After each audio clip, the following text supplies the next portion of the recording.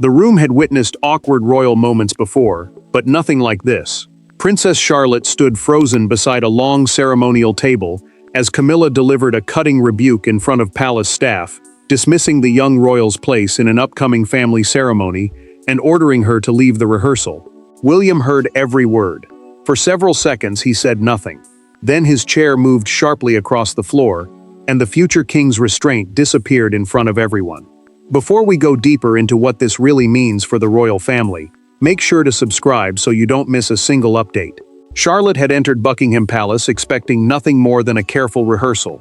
The state reception, a formal royal gathering held for important guests and national representatives, required every family member to know exactly where to stand and when to move. Senior household staff had arranged name cards along the table, while ceremonial advisors reviewed the order of the family procession. William remained nearby because this was one of his daughter's first serious lessons in public duty, and he wanted her to feel prepared rather than pressured. Camilla watched as an advisor explained Charlotte's place near her father. The queen consort waited until the instructions were finished, then reached toward the card carrying the young princess's name. Her voice remained calm, but the words cut through the room. She declared that the child was not required at the front of the family, and ordered a senior aide to remove the card from the principal lineup, the leading group that would enter before the other relatives. Charlotte tried to answer with care. She said William had already approved her position, and that she had practiced the order exactly as instructed. The queen did not soften. She replied that the girl needed to stop confusing family affection with royal importance. Several members of staff lowered their eyes. One advisor shifted uneasily but said nothing, leaving the princess alone beneath the weight of the rebuke. The child did not cry. Charlotte tightened her fingers around the edge of the chair and stared down at the empty space where her name card had been. That silence hurt William more than tears might have done. He knew his daughter was not only embarrassed, she was beginning to wonder whether the woman before her had exposed a truth everyone else had been too polite to say. William rose so quickly that the chair scraped harshly behind him. The prince told Camilla she would never speak to his daughter that way again, regardless of rank, ceremony, or setting. His words were controlled at first, but the anger beneath them shook the room. Charlotte looked up, startled by the force in her father's voice. Camilla refused to apologize. She claimed she was enforcing an instruction already discussed with Charles. That statement changed everything. The cruelty was no longer an isolated remark. It now appeared connected to the king himself, and to a decision that challenged William's authority over his own children. The future king turned toward the doors and ordered them closed. He instructed every witness to remain, because no one would later soften, hide, or rewrite what had happened. As a trusted aide led Charlotte away, she looked back once at her father. The pain in her expression forced him toward a choice that would place him directly against both the queen and the monarch. But before William could confront the person who had wounded his daughter, the deeper personal stakes surrounding Charlotte, Camilla, and the future king had to be understood. To the staff who witnessed the confrontation, Charlotte appeared composed. To William, however, one small gesture revealed the truth. Outside the rehearsal room, she removed the ceremonial ribbon she had been given and folded it carefully into her hand. She did not complain about Camilla. She simply asked her father whether she had embarrassed him. That question struck William more deeply than the insult itself, because it exposed exactly what had been taken from her. Charlotte had been introduced to royal duty slowly and with care. William and Catherine wanted their daughter to understand responsibility without allowing palace rank to crush her confidence or steal the freedom of childhood. The ceremonial ribbon, a small marker showing where a family member belonged during an official procession, had mattered because it made the young princess feel trusted. Now she held it as though it were evidence of a mistake. The child looked toward her father and asked whether Camilla had removed her because she was not important enough. William immediately knelt beside her. He told Charlotte that dignity did not come from a chair, a place in a procession, or a title placed before her name. His voice remained gentle, but anger burned beneath every word. He knew a single cruel sentence could remain inside a child long after the adults responsible had forgotten saying it. Camilla carried a different kind of fear.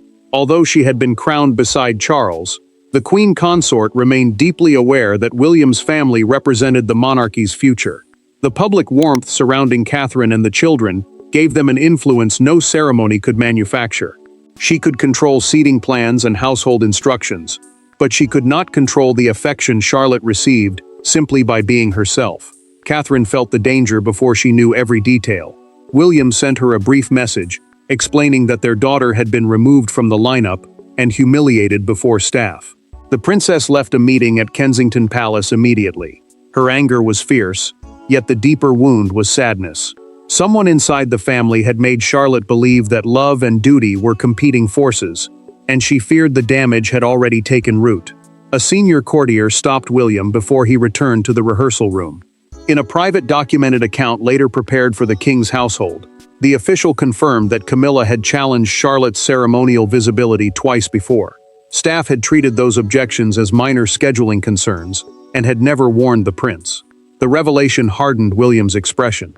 He learned that the Queen had personally requested an altered seating plan, placing Charlotte behind more distant adult relatives. The humiliation had not erupted in a moment of irritation. It had been prepared through quiet instructions, revised documents, and deliberate silence. Catherine arrived moments later and noticed the removed name card inside a sealed palace folder. Someone had preserved it because the change required authorization. She lifted the folder, looked at William, and understood that the insult in the rehearsal room was only the visible explosion. The true fuse had been lit days earlier, during a private ceremony no one outside the family was meant to remember. 5 days before the humiliation, the royal family gathered inside a private reception room at Windsor Castle to approve the order of participants for the coming state event. There were no cameras and no public audience. Yet one brief exchange changed everything. Charlotte thanked a ceremonial advisor for placing her beside William. Camilla watched the interaction in silence, then asked that the young princess leave the room. What followed became the hidden trigger behind the confrontation at Buckingham Palace. William had approved his daughter's limited role with deliberate care. The Windsor planning session was meant to settle the family procession, the formal order in which royals would enter and take their places during the reception. For Charlotte, the duty was small but important. It allowed her to learn public responsibility beside her father, without being pushed too quickly into the pressure surrounding the monarchy. Camilla saw something more threatening. The Queen believed the growing prominence of William's children was slowly shifting attention away from Charles and the king's household. Every appearance by George, Charlotte, or Louis reminded the public of the next generation. To her, the arrangement was not simply a lesson for a child. It was a symbol of power moving forward while the current monarch still occupied the throne. Charlotte left the room after being asked, unaware of the argument beginning behind her. Camilla turned to William and said children should not be used to advertise the succession. The prince rejected the accusation immediately. He told her that his daughter was learning duty, not competing for attention, and that preparing her responsibly was part of protecting her future. Charles heard every word but remained silent. The king studied the papers before him and avoided his son's stare. William took that silence as weakness, a refusal to challenge his wife, even when she crossed into decisions concerning his children. Camilla read it differently. She treated the monarch's hesitation as permission to keep pushing. The breaking point came without warning. Camilla reached for a pen, drew a hard line through Charlotte's name on the Windsor procession sheet, and wrote, "Rear placement pending approval." The document controlled where each family member would stand, making the alteration more than a private opinion. It was an attempt to change the child's official place. William took the page from her hand. He restored Charlotte's name, placed the pen down, and warned that no one would use his daughter to settle an argument about succession. Then he left the room, believing the matter had ended. Camilla waited until the door closed. She quietly instructed the master of the household, the senior official responsible for organizing major palace events, to prepare a revised copy. An aide heard the order, and later recognized the same altered arrangement at Buckingham Palace. That aide finally gave William a documented account of what happened next. Charles's authorization initials appeared on the revised page. Whether the king understood what he had approved, or allowed the Queen to use his authority, became the question his son could no longer avoid. Armed with the altered document and the memory of Charlotte's face, William returned to the closed rehearsal room, ready for a confrontation that palace protocol could not contain. William placed the revised procession document on the table between himself and Camilla. Around them, the staff remained motionless. He did not begin with constitutional language or ceremonial rules. He spoke as a father. Charlotte would be brought back into the room, he said, and the Queen would apologize directly to her. Camilla refused. That refusal destroyed the final layer of restraint, and everyone present saw the future king lose control. The closed doors changed everything. William had ordered the witnesses to remain because the insult had been delivered before them, and he would not allow it to be repaired later through a quiet note or carefully edited account. The procession document, the official page setting out where each royal would stand and enter, now rested between the prince and the woman who had altered it. Every person in the room understood that the dispute was no longer private. Catherine entered moments later and moved straight to her husband's side. The princess had come from Kensington Palace after receiving his message, and the pain on her face made clear that this was not merely a disagreement over ceremony. Her daughter had been humiliated by a member of her own family. William looked at his wife only once, but that single exchange confirmed they would answer as parents, not as separate royal households. William demanded that Camilla repeat the exact words she had used against Charlotte. The Queen tried to recast the rebuke as a necessary lesson in hierarchy, the system of rank that decides precedence within the royal family. He struck his palm against the table. A child had been shamed, he said, not instructed. His voice rose, and the staff who had looked away earlier could no longer pretend the damage had been procedural. Catherine picked up Charlotte's removed name card. She returned it to the principal seat and pressed it flat against the table. The princess then told Camilla that her daughter would not return until the person responsible admitted what she had done. Her tone remained quiet, but the quietness made the warning sharper. Camilla finally answered with a revelation of her own. She stated before the witnesses that Charles had approved the revised order after she warned him the Wales children were overshadowing the sovereign at family events. The Queen's words placed the king directly inside the conflict and turned the altered page into evidence of a deeper struggle over authority. William suspended the rehearsal immediately. He informed the staff that no member of his household would participate until the authorization process was examined. The decision challenged the king's immediate plans, but the prince did not hesitate. The doors opened before Camilla could respond. Charles entered after an aide alerted him to the confrontation. He saw Charlotte's name card restored, the disputed document on the table, and William standing between the Queen and the exit.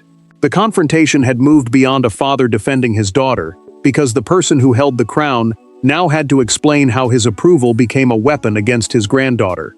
Charles did not raise his voice when he entered. He studied the altered document, removed his glasses, and asked why the rehearsal had stopped. William answered by pointing to the crossed-out name. The king recognized his own initials at the bottom of the page, but his expression revealed that he had not expected the revision to be used this way. For the first time that day, Camilla appeared uncertain, because royal authority had become evidence against her. Charles held the final power over official household arrangements, yet that power was not absolute inside another parent's family. As sovereign, the monarch could approve ceremonial order, while William controlled whether his children took part and how they were prepared for public life. The king's household and the Wales household had protected that division carefully, because one side represented the present crown while the other carried the future of the monarchy. William waited for an explanation. The prince did not soften his stare, and Catherine remained beside him with Charlotte's name card still resting at the principal seat. Charles finally admitted that he had initialed a page presented as a routine adjustment to reduce the number of people in the leading group. He told his son that he had never approved humiliating the child or correcting her before staff. Camilla immediately defended the decision. The Queen insisted she had acted to preserve the dignity of the crown and prevent the reception from becoming a public display of succession. Charles looked at her for several long seconds. Then he placed the document on the table without offering a single word in her defense. That silence isolated her more completely than an accusation could have done. A senior official retrieved the original briefing note from the sealed folder. The note, a formal written summary prepared to guide the king's decision, contained no recommendation to remove Charlotte. The only change appeared on the version delivered by Camilla's private office, where the child's placement had been altered by hand before Charles added his initials. William's anger hardened into a demand. He called for immediate limits on Camilla's authority over any arrangement involving George, Charlotte, or Louis. The future king argued that no household should be able to change his children's duties without his or Catherine's approval. Charles called the demand excessive. Catherine answered before William could respond.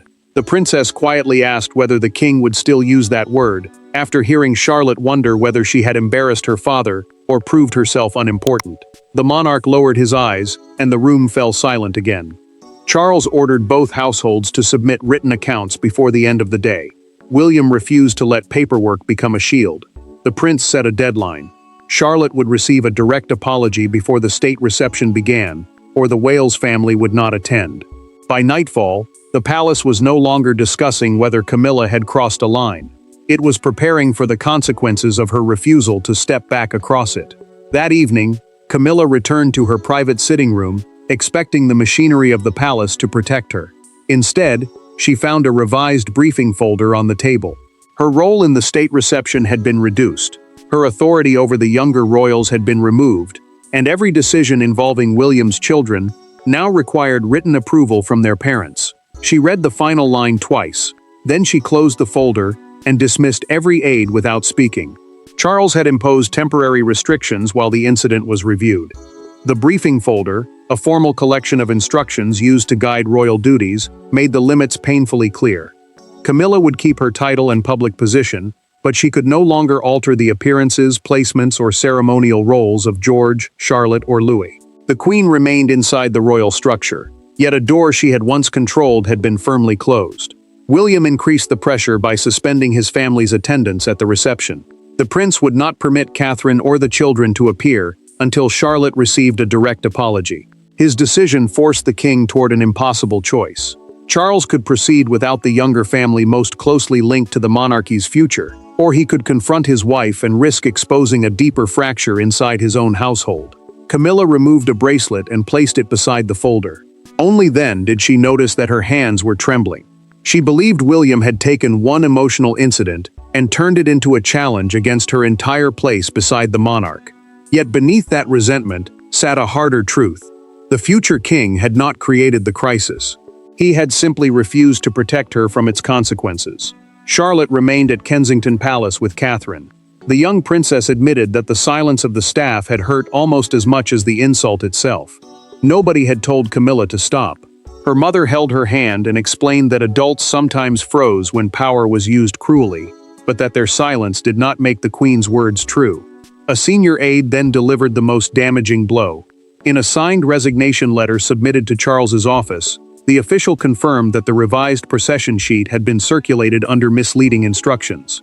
The document had been presented as an approved adjustment, even though the original briefing contained no order to remove Charlotte. That resignation ended any attempt to call the humiliation a simple misunderstanding. Charles visited Camilla privately before midnight.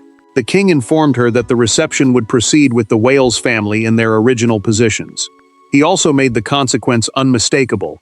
If she refused to apologize, she would not stand beside him during the family entrance. Camilla did not answer immediately. She asked instead to speak with Charlotte alone. William rejected the request as soon as he heard it, but his daughter surprised him by saying she was willing to listen. The struggle that began before a room full of witnesses now narrowed to its most dangerous form. Two people facing each other without titles, advisors, or ceremonial protection. Charlotte entered the small Kensington sitting room with William beside her, but she asked him to wait outside. Camilla was already seated, without aides or papers. For once, there was no procession to control and no staff to impress. The young princess remained standing until the Queen looked directly at her. Then Charlotte asked a question no adult in the palace had dared to phrase so simply. "Why did you need everyone to see you make me feel small?" William hesitated before closing the door. The prince had agreed to the meeting only because his daughter had chosen it herself, and Catherine remained nearby in case Charlotte wanted to leave. No private secretaries, courtiers, or household officials were allowed inside. Those people normally managed royal conversations and recorded decisions. But this exchange would belong only to the two people at its center. Camilla had arrived prepared to explain rank, pressure, and ceremonial order. The Queen expected to argue that royal hierarchy, the system deciding precedence and public position within the family, sometimes required painful choices. Charlotte did not ask about any of that. She asked why the correction had needed witnesses. Charlotte told her that a private conversation would still have hurt, but it would not have felt like a performance. Hearing those words before the staff made the young princess believe Camilla wanted everyone to watch her lose her place. It made her feel powerless, and worse, it made her wonder whether silence from the adults meant they agreed. Camilla answered defensively at first. She said she had been protecting order and preventing confusion before an important reception. The Queen insisted that clear lines mattered inside the monarchy. Charlotte listened without interrupting. Then she said quietly that order should not require cruelty. The sentence broke through every prepared explanation. Camilla looked away, and the confidence she had carried into the room finally disappeared. She admitted that William's family had come to represent the future so strongly that she had begun to feel temporary beside them. Every appearance by the children seemed to remind her that public affection was moving toward the next generation. Charlotte did not rescue her from the confession. The princess waited until Camilla admitted the deeper truth. She had punished a child for an insecurity the child had never created. The queen had mistaken fear for authority and had used ceremony to make that fear visible. Camilla stood and removed the ceremonial seating instruction from her folder. She tore the page once through the center. Then she apologized without blaming protocol, staff, Charles, or misunderstanding. Her words were direct. What she had done was wrong. Charlotte accepted the apology, but she added one condition. Camilla must repeat it before the same staff who heard the humiliation. The queen agreed. The private apology repaired the first wound, but the monarchy's judgment would be shaped by what happened when Camilla returned to the room where the damage was done. The following morning, the same palace staff were summoned back to the rehearsal room. Charlotte entered between William and Catherine, while Charles stood near the head of the table. Camilla did not sit. She acknowledged that she had used her position to embarrass the princess, and stated clearly that the decision was wrong. No one applauded. Yet when the doors reopened, the consequences traveled beyond the palace faster than any private agreement could contain them. Charles required every employee who witnessed the original incident to hear the apology. The king also ordered the corrected procession order to be distributed immediately, restoring Charlotte's place and confirming that William and Catherine alone would control their children's duties. The procession order, a formal list deciding where each royal stands and enters during an official event, no longer carried Camilla's alteration. Charlotte stepped toward the table without being prompted. The young princess lifted her name card, returned it to the principal position, and pressed it gently into place. William watched his daughter reclaim the space herself. His anger did not vanish, and he had not forgotten the cruelty behind the removal. But the prince could see that she was no longer carrying the shame as though it belonged to her. Camilla completed the apology without excuses. The queen did not mention pressure, hierarchy, or misunderstanding.